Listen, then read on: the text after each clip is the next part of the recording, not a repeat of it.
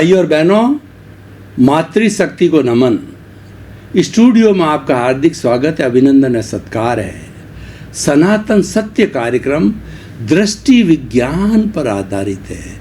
दृष्टि विज्ञान का अर्थ होता है रियल पुरुषार्थ। एक रिलेटिव पुरुषार्थ होता है और एक रियल पुरुषार्थ होता है। रिलेटिव पुरुषार्थ में पुण्य का बंध होता है और रियल पुरुषार्थ के अंदर पुण्य का बंध नहीं होता है, सीधा आपके अस्तित्व के साथ जुड़ा हुआ होता है, नो वाया मीडिया।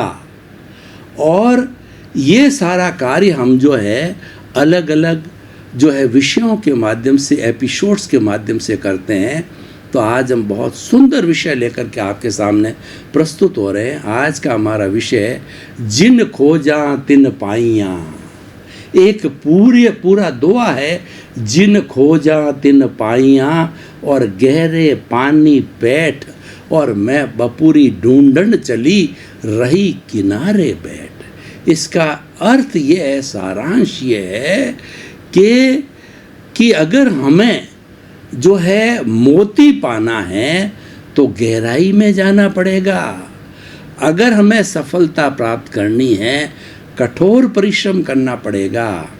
देखिए, स्वाति नक्षत्र जब आता है तो स्वाति नक्षत्र के अंदर जो भी आकाश से वर्षा की बूंद पड़ती है और वह बूंद जो कि समुद्र के अंदर शीप के मुंह में चली जाती है, स्वाति नक्षत्र केवल उस स्वाति नक्षत्र के अंदर पड़ी हुई बूंद जो है शीप के मुंह में जा कर के और वो पक करके मोती बन जाती है। इसीलिए जो शीप होते हैं बहुत गहरे गहरे गहरे होते हैं, तो उन मोतियों को पाने के लिए हमें बहुत गहरा जाना पड़ता है। जो लोग समुद्र के अंदर जो डुबकियां लगाने वाले होते हैं, पूरा अपना ऑक्सीजन वगैरह और पूरा अपना जो किट वगैरह पहन करके जो भीतर गोते लगाते हैं, तो वो भीतर गोते लगाते लगाते जो मोती चुगने वाले होते हैं गहरे गहरे जा कर के, और वह उन शीप को ले आते हैं और शीप के मुंह से मोती जो है वो निकालते हैं। एक एक वो रियल मोती होता है और वो मोती 1.25 लाख का होता है। और गोताखोर को इस काम के लिए बहुत भारी जोखिम उठानी पड़ती है। बड़े बड़े वाइल्ड एनिमल, अजगर जैसे, बड़ी मछलियाँ जैसे, वो उसको ग्रास की तरह जो है निगलने को समुद्र में तैयार रहती है, लेकिन वो रिस्क उठाता है। तो ये बात हमें क्या शिक्षा देती है कि आप सबसे पहले एक लक्ष्य को निर्धारित करो। लक्ष्य के निर्धारित के बिना योजना नहीं बनती है। इसीलिए महापुरुषों का कहना है कि आपका लक्ष्य इतना ऊंचा होना चाहिए कि आप हाई जंप भी मारो तो भी उसके हाथ न लगे। तो लक्ष्य को बड़ा रखना अच्छी बात है, क्योंकि चाहे उसके हाथ लगो न मत लगो, लेकिन आज नहीं लगेगा तो कल अवश्य लगेगा। कोई न कोई साधन सीढ़ी का या कोई न कोई आज का ऐसा साधन बन जाएगा, पुरुषार्थ करते करते कि आप उस लक्ष्य को प्राप्त कर लोगे। होता क्या है कि लक्ष्य बड़ा होता है तो योजना बड़ी बनती है। कैसे, मैं आपको उदाहरण देना चाहता हूँ। एक व्यक्ति के अंदर एक जो है वो रिलायंस जैसे के अंदर मानस बना। रिलायंस वालों ने भी कभी मानस बनाया होगा।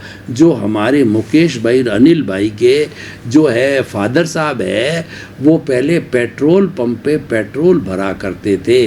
तो उन्होंने भी लक्ष्य बनाया और उन्होंने एक प्रतिज्ञा की कि मैं पूरे हिंदुस्तान के अंदर जो ये हमारा जो रजिस्टर्ड जो लेटर है ये जाता है, अपना समाचार लेकर के जाता है, तो कितने पैसे बनते हैं। या फ़ोन के उस वक्त लाइटनिंग कॉल किया करते थे तो उस वक्त में सैकड़ों सैकड़ों रुपए लगा करते थे।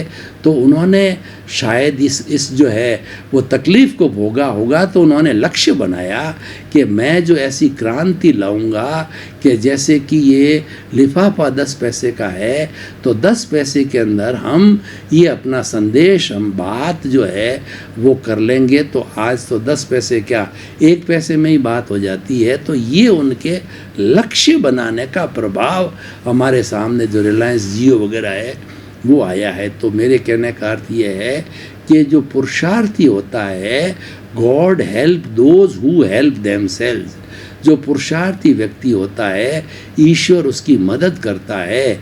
यानी ईश्वर किसकी मदद करता है? पुरुषार्थी व्यक्ति की। जो पुरुषार्थी में जो खुद की मदद करने वाले होते हैं, जो आत्मविश्वासी होते हैं, जो अपनी मदद करते हैं, काम करते हैं, रियल दिशा में पुरुषार्थ करते हैं, तो ईश्वर उसकी मदद अपने आप करता है। और ये कहा जाता है कि आप अगर दूसरे के आंसू पहुँचते हो तो ईश्वर आपकी आंखों में आंसू आने ही नहीं देगा, क्योंकि आपका भला दूसरे के भले में समाहित है।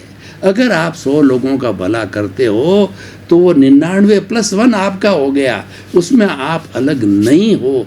दूसरे के भले के साथ तो होता ही रहता, और दूसरे का भला नहीं करते हैं तो हमें हमेशा चिंतन करना पड़ता है, हमें स्वार्थ की वृत्ति लानी पड़ती है कि मेरा भला होना चाहिए, मैं करोड़पति बन जाऊं, मेरे बाल बच्चों को अच्छी शिक्षा मिले, मेरे पूरे जीवन के सब काम करो हो जावे। तो ऐसे भले की बात चलती रहती है। तो जिन खोजा तिन पाइयाँ, ये हमें इस बात की शिक्षा देता है कि पुरुषार्थी बनो।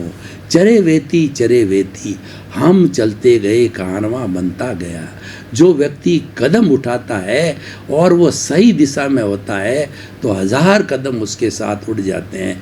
महात्मा गांधी को देखिए, महात्मा गांधी बैरिस्टर बनने के लिए इंग्लैंड गए, उस वक्त में प्रतिबंध था विदेश जाने का। उनके माता पिता ने मना कर दिया, क्योंकि उनको भय था कि विदेश में जो जाता है वो वहाँ से परी ले आता है और खाना पीना उसका मांस, मिट्टी और मद्य सेवन हो जाता है। तो पुतलीबाई डर रही थी, लेकिन जो है वो बेचरजी स्वामी, जिसको कि पुतलीबाई को उन जो है जैन साधु पे बहुत विश्वास था, तो महात्मा गांधी सीधे बेचरजी के पास गए और अपनी भावना को रखा।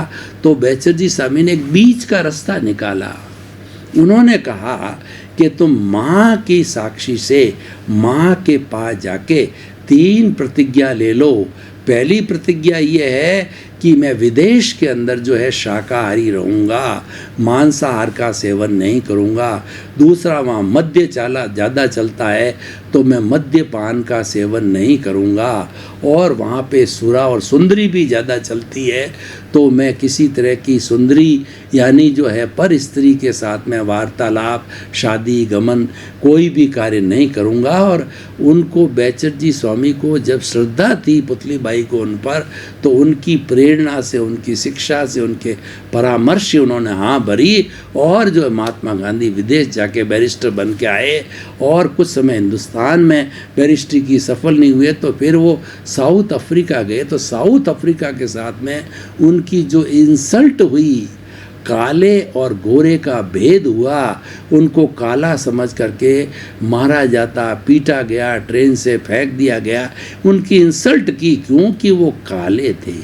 गोरे लोगों ने उनकी इंसल्ट की, तो उनके मन में ये बात बैठ गई कि मेरे देश के अंदर जो गोरे लोग ये शासन कर रहे हैं, इनकी जड़ों को उखाड़ करके देश को आज़ाद कराऊंगा।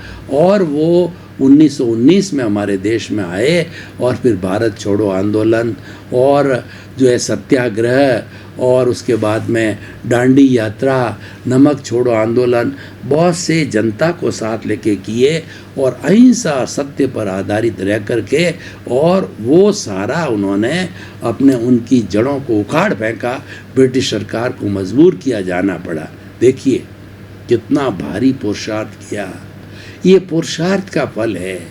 और पुरुषार्थ भी कैसे करना चाहिए, हमें गीता के उपदेश के अनुसार पुरुषार्थ करना चाहिए। वो सबसे बड़ी शिक्षा है कर्मयोग। कर्मयोग क्या बताता है कि आप कर्म करते रहो, लेकिन फल की इच्छा मत करो। और देखिए, कर्म तो हम साथ लेके आए हैं, हमको जन्म से मृत्यु तक एक क्षण भी ऐसा नहीं है कि हम कर्म के बिना नहीं रह सकते हैं। मैं आपको उदाहरण देना चाहता हूँ कि जब हम नींद लेते हैं तो हमारा ये स्थूल शरीर तो सो जाता है, लेकिन जो कॉन्शियस जो है हमारा ल्यूमिनस बॉडी, कॉन्शियस जो सब कॉन्शियस मन है वो सचेत हो जाता है, और वह सचेत होकर के और वह जो है वो इतना जो है सचेत हो जाता है कि वो हमारी दबी हुई जितनी इच्छाओं की पूर्ति हम सपने के माध्यम से करते, यानी वहाँ पर भी नींद में भी कर्म जारी है। तो कर्म तो जीवन भर करना पड़ेगा, जीवन ही कर्म है, life is full of struggle, करना ही पड़ेगा। उससे व्यक्ति जो है वो छूट नहीं सकता, क्योंकि वो तो पीछे से लेकर क्या है, वो तो भुगतान है, वो तो उसको चुकाना पड़ेगा। तो जब कर्म ही करना है तो निष्काम कर्म करो, कि फल की इच्छा नहीं करोगे। आपको कर्म करना है, फल की इच्छा मत रखो, तो फायदा क्या होगा कि आपको कभी नर्वसनेस नहीं आएगी, जिंदगी में कभी अहंकार नहीं आएगा, जिंदगी में कभी इन्फीरियरिटी सुपीरियरिटी कॉम्प्लेक्स नहीं आएगा, जिंदगी के अंदर कभी भी आपको निराश नहीं होना पड़ेगा, क्योंकि आपने फल की तो इच्छा की नहीं है। देखिए, एक व्यक्ति आईएएस के कंपटीशन के अंदर एग्ज़ाम दे रहा है और उसने ये अपना जो है एक कहना चाहिए कि अपना एक मापदंड बना दिया, अपना एक भावना बना दी, मुझे तो आईएएस क्लियर फर्स्ट अटेम्प्ट में होना ही है। फल उसने पहले पैदा कर लिया। और एक दूसरा व्यक्ति था जिसने कि देखा कि भाई एग्ज़ाम दे रहा हूँ तो पास हो या ना हो, एग्ज़ाम देना मेरे हाथ है, पास होना मेरे हाथ नहीं, यानी कंपटीशन को फेस होना, मेरिट में आना मेरे हाथ में रही है। तो अब जिसने ये कहा कि मुझे तो बनना ही है फर्स्ट अटेम्प्ट में और वह नहीं बन पाया, तो इतना निराशा में चला गया कि उसने सुसाइड कर दिया। और जिसने बेचारे ने सोचा कि जो है फल मेरे हाथ में नहीं है, तो उसने वो अटेम्प्ट में नहीं हुआ, दूसरा अटेम्प्ट दिया, उसमें क्लियर हो गया। पहले ने तो अपनी जीवन लीला ही समाप्त कर दी है और दूसरे वाला दूसरे अटेम्प्ट में चला गया। तो जो है निष्काम कर्म करते हैं तो हमको प्रतिस्पर्धा से बाहर निकाल देना चाहिए। और भाई और बहनों, मैं एक शिक्षा आपको बताना चाहता हूँ कि ये जो प्रतिस्पर्धा हमारे समाज में चल रही है वो बिल्कुल गलत है। प्रतिस्पर्धा होनी ही नहीं चाहिए। क्यों नहीं होनी चाहिए? कि हमारे समाज में 3 वर्ग के लोग होते हैं, एक इंटेलिजेंट, दूसरा मध्यम बुद्धि और तीसरा मंद बुद्धि। तो मंद बुद्धि के लोग तो बहुत ज़्यादा संख्या में हैं, इंटेलिजेंट तो 5-10% होंगे। तो अगर हम कंपटीशन में 5-10% को प्रेफरेंस दे के 90 लोगों का जीवन बर्बाद करना चाहते हैं कंपटीशन करा के, तो जो है ये कहाँ का न्याय है? तो इसीलिए कंपटीशन होना ही नहीं चाहिए। और जो मेरिट में आ जाता है वो अपना भाग्य है, अपना पुरुषार्थ है, आते भी हैं लोग, और न हमको कंपटीशन करना चाहिए। जैसे अब आईआईटी में पास होने वाला जो है सीए में पास होने वाला ही चार्टर्ड अकाउंटेंट बनेगा, नीट को पास करने वाला ही जो डॉक्टर बनेगा, तो बाकी का क्या हाल होगा? वो तो लिमिटेड सीट्स होती है, वो पूरी स्टूडेंट्स की आबादी की 0.001% भी नहीं होती, तो बाकी के कहाँ जाएंगे? वो बाकी के क्या सारे नर्वस होकर के और जो डिप्रेशन में चले जाएंगे? नहीं, उनके लिए रास्ता खुला। और उसको कंपटीशन में मैं खास करके मेरे युवाओं को कहना चाहता हूँ कि प्रतिस्पर्धा शब्द है अपने जीवन से निकाल दीजिए। ये कंपटीशन है, यही जीवन को बर्बाद करता है। चाहे प्रदर्शन का कंपटीशन हो, चाहे शिक्षा का कंपटीशन हो, चाहे धन का कंपटीशन हो, इसके अल्टीमेट रिजल्ट बहुत ख़राब है। ये व्यक्ति को अहंकारी बना देता है या व्यक्ति को डिप्रेशन के अंदर डाल देता है। तो ये दोनों चीज़ें खराब है, इसमें जाना ही नहीं है। सामान्य बात रखो। और देखिए, बड़ा कौन होता है? आईएएस भी कर लिया और भारत का राष्ट्रपति भी बन गया, तो आखिर तो 5 साल के बाद तो वह समाज में आएगा, अपने घर में आएगा। ऐसा तो है नहीं कि वो हिमालय की गोद में जाके बैठ जाएगा कि साहब राष्ट्रपति हो गए, अब उसके बाद में समाज में कोई जगह नहीं। सबको इसी समाज में आना पड़ेगा, चाहे राष्ट्रपति हो, प्रधानमंत्री हो, चाहे राजा हो, चाहे रंक हो, क्योंकि ये हम सामाजिक प्राणी हैं। समाज हमको पहचान देता है, समाज हमको प्रतिष्ठा देता है, समाज हमको अवगाहना देता है, समाज हमको स्थान देता है। तो हम जो है, हम बड़ा कौन है, प्रश्न हियर लाइज द पॉइंट। और हम जिनको जात इन पाइयाँ के अंदर फिर वही बात कहते हैं कि आप पुरुषार्थ करो, पुरुषार्थ करो, पुरुषार्थ। अरे भाई, पुरुषार्थ आइडियल कौन सा है कि एक तो रियल पुरुषार्थ होता है, वो अपने इस सोल को कार्बन शरीर से मुक्त करा के मुक्ति को जाओ, ये तो रियल पुरुषार्थ है। और हमारा सांसारिक पुरुषार्थ जिसमें हम जी रहे हैं, रिलेटिव पुरुषार्थ है, उसकी हम बात करें तो आप समाज को जो कंट्रीब्यूट करते हो, समाज को तन की सेवा, मन की सेवा, धन की सेवा जो ज़्यादा दे सकता है, वो बड़ा आदमी है। तो कंपटीशन करना हो तो सेवा का कंपटीशन करो, ये अच्छी बात है। लेकिन क्या है कि प्रतिस्पर्धा करने से जो है हमारे भीतर अगर इन्फीरियरिटी कॉम्प्लेक्स आता है, अहंकार आता है, या कोई और डिप्रेशन आता है, वो जो कंपटीशन कोई काम का नहीं है। और सेवा में भी कंपटीशन, जो आपकी प्रतिस्पर्धा नहीं होनी चाहिए। कोई जो है 1000 रुपये की सेवा कर सकता है, कोई करोड़ की कर सकता है, हर एक के अपना अपना है। मैं आपको उदाहरण देना चाहता हूँ कि जब ये पुल बन रहा था, भगवान राम को जब जो है इस तट से उस तट यानी जो है वो जाना था लंका के अंदर, और पुल बनना चालू हुआ, तो एक गिलहरी जो है वो अपने कुछ जो है रेत के कण जितने भी वो मुंह में भर सकती थी, उसने आकर के कपि को बोला कि ये मेरा जो है स्वीकार करो कि मैं भी इसमें पुल के अंदर कुछ सहयोग करूँ। देखिए उसकी कितनी भावना है, ये भावना बड़ी है, ये सहयोग की भावना है।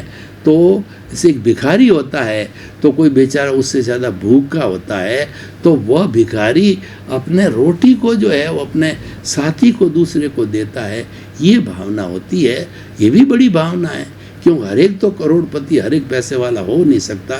मतलब आप में त्याग की वृत्ति होनी चाहिए, आप में सहयोग की वृत्ति होनी चाहिए, और वह डेवलप होती रहनी चाहिए। ज्यों ज्यों आपके पास में रिसोर्सेज बढ़े, सेवा की डेवलप होनी चाहिए, वही सबसे बड़ा पुरुषार्थ है। तो जिन खोजा तिन पाइयाँ, गहरे पानी बैठ, मैं बपूरी ढूंढन चली रही किनारे बैठ का सारांश ये है कि आप कठिन पुरुषार्थ करो, आप लक्ष्य बनाओ, लेकिन दूसरे को डैमेज करके नहीं। देखिए लक्ष्य कैसा होता है, मैं आपको उदाहरण देना चाहता हूँ कि जो द्रौपदी का संयंवर हो रहा था, उसमें बड़े बड़े जो है वो राजाओं को, और कहना चाहिए युवराजों को बुलाया गया, युवराजों को बुलाया गया कि जो युवराज ये ऊपर जो है मछली घूम रही है, जिसका कि जो परछाई है नीचे कुंड में पड़ रही है, तो कुंड की तरफ देख करके तीर की नोक को ऊंचा रख करके और इसके परछाई से इस मछली के जो है वो आँख को छेद देगा, ऐसे जो है धनुर्धारी से द्रौपदी की शादी होगी। तो कई जो है युवाओं को पूछा गया, राजकुमारों को, आपको क्या दिख रहा है? तो कोई तो कहने लगा मछली घूमती दिख रही है, कोई बोला कि इस कुंड के अंदर जो मछली हमको दिख रही है, पानी निकलता है, घूमती मछली दिख रही है। अर्जुन ने कहा कि मुझे तो मात्र वो आँख दिखाई दे रही है जिसको मुझे भेदना है, और उसने जो निशाना साधा उसको भेद दिया। तो द्रौपदी का विवाह स्वयंवर के अनुसार जो अर्जुन के साथ हुआ। इसीलिए हमें कंसंट्रेट करना चाहिए अपने लक्ष्य पर। मैं एक दूसरी बात और बताता हूँ, लक्ष्य पे कंसंट्रेट करने से कितनी बड़ी शक्ति मिलती है कि आपने जो है प्राइमरी मिडल के अंदर प्रिज्म होता है जो बिल्कुल वाइट कलर का होता है, उसमें परावर्तन होता है। कभी आपने एक्सपेरिमेंट किया होगा कि सूरज की किरणें एक त्रिभुजाकार उसके प्रिज्म के किनारे पड़ती, उसके परिवर्तन जो दूसरे जो है फेस की तरफ से जो किरण परावर्तित होकर के निकलती है और एक बिंदु पर सारी वो इकट्ठी होती है, उस किरण की ऊर्जा उस जगह अगर आप कागज़ के टुकड़े को रख दो तो वहाँ अग्नि लग जाती है, कागज़ जलने लग जाता है। मतलब कंसंट्रेशन, आदमी के ध्यान की कंसंट्रेशन, आदमी के जो है पुरुषार्थ की कंसंट्रेशन और आदमी के लक्ष्य की कंसंट्रेशन जब एक जगह इकट्ठी हो जाती है तो वो बहुत ज़्यादा सक्रिय, पावरफुल हो जाती है और वही जीवन में चलनी चाहिए, और वो भी किसी दूसरे को बर्बाद करके नहीं।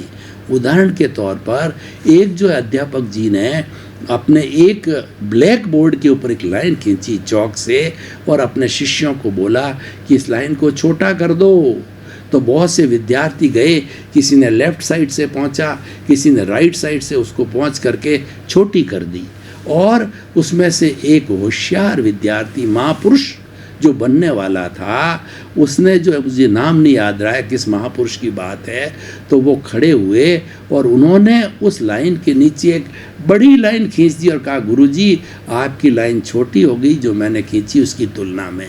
इसका अर्थ ये कि आपका जो लक्ष्य है आप उस लक्ष्य पे बढ़ते रहो, बढ़ते रहो, चरे वेती चरे वेती चरे वेती चरे वेती, बढ़ते रहो बढ़ते रहो बढ़ते रहो। लेफ़्ट राइट बगले नहीं झांकना है, किसी को बर्बाद नहीं करना है कि ये बढ़ रहा है, ये मर जाए तो ठीक है, ये जो मेरा कॉम्पिटिटर है, कंपटीशन करना ही नहीं है, ये मेरा कॉम्पिटिटर मर जाए तो ठीक है, इसके कुछ ये हो जाए तो ठीक है, नंबर 1 चल रहा है, मैं 2 चल रहा हूँ, नंबर अपन को किसी का कंपटीशन नहीं करना, हमें तो अपना लक्ष्य प्राप्त करना है। लक्ष्य अपने बलबूते पर और लक्ष्य अपनी योग्यता पर और लक्ष्य जो है अपने चरेवेती के सिद्धांत पर, ये और ये हमें जो है किसी को बर्बाद करके नहीं करना है, आबाद करके करना है। वही लोग जो है वो याद किए जाते हैं जो सोसाइटी को कंट्रीब्यूट करते हैं अपने पुरुषार्थ से अर्जन करके, और वो जो समाज को देते हैं वो उसका सबसे बड़ा सदुपयोग होता है। अपने परिवार का भरण पोषण करो, रोटी कपड़ा मकान शिक्षा चिकित्सा, आपकी नीड्स, आपके परिवार की नीड, ये प्रथम दायित्व है। अगर नीड पूरी नहीं होती है और आप डोनेशन देते हो, ये भी गलत है, ये भी आपके परिवार के दुख का कारण बनेगा, परिवार टूट जाएगा। तो पहले नीड को पूरा करो, और नीड से अतिरिक्त बचता है तो फिर आप दूसरे के लिए करो। तो साईं इतना दीजिए और जामे कुटुम समाए, मैं भी भूखा नहीं रहूं और साधु न भूखा जाए। अतिथि देवो भव की हमारी संस्कृति है। हे भगवान, हे ईश्वर, मुझे इतना दो कि मेरे परिवार के सभी सदस्यों का पेट भर जावे और कोई घर में अतिथि आ जावे।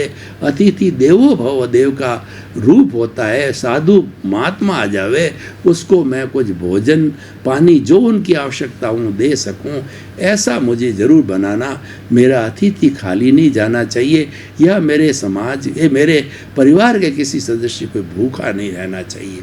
अगर हर भारतवासी ऐसा संकल्प कर दे कि मैं जो है जो लोग जो अच्छे जो है जिनके पास में एफ्लुएंट है, जिनके पास में मतलब जो है स्पेयर करने को संपत्ति है और वो सेवा करना चाहते हैं, तो हिंदुस्तान का कोई आदमी गरीब नहीं रह सकता है।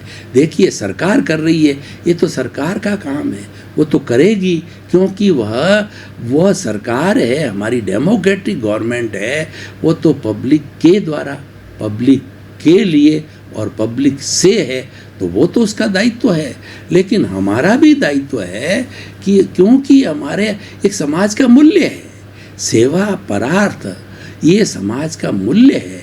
पर भाई और बहनों, आपका बहुत बहुत धन्यवाद। आप हमारा ये जो सनातन सत्य कार्यक्रम देख रहे हो, हमको फीडबैक मिल रहा है, आपको बड़ा आनंद आ रहा है, हमें भी आ रहा है क्योंकि श्रोता और वक्ता के बीच में तादात्म्य तारतम्य होता है, तो कब समय निकल जाता है पता ही नहीं है।